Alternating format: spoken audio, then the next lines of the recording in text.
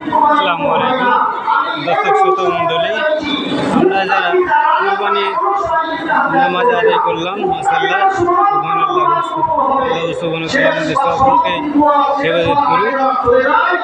যারা আমরা কুরবানি নিয়াত করলাম, কুরবানি করব, তাদেরকে উদ্দেশ্য করে বলছি যে আমরা সকলেই জানি যে নেশা আমাদের কী ক্ষতি করে।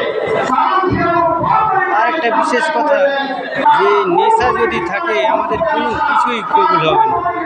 নেশা থাকলে কুরবানি কবুল হবে না, নেশা থাকলে নামাজ কবুল হবে না, নেশা থাকলে ইসলামে কোনো আমল কবুল হবে না।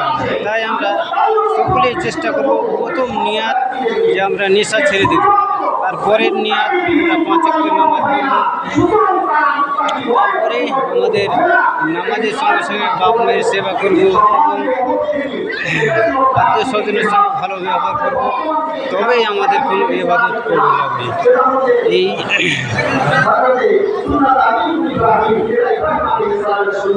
আমাদের জামাতে সকলে যেমন নামাজ পড়লাম, এটা 3 তলা, এর নিচে 2টো তলা আছে, আর তার নিচে সামনে যে আমের বাগান দেখতে পাচ্ছেন, তার ভেতরে জায়গা আছে, সেখানেও মানুষ নামাজ পড়ছে, সেখানে সেটা নিচের অংশ। তাই 3 দিকে 3টে সিঁড়ি আছে। আসসালামু আলাইকুম, মাশাআল্লাহ।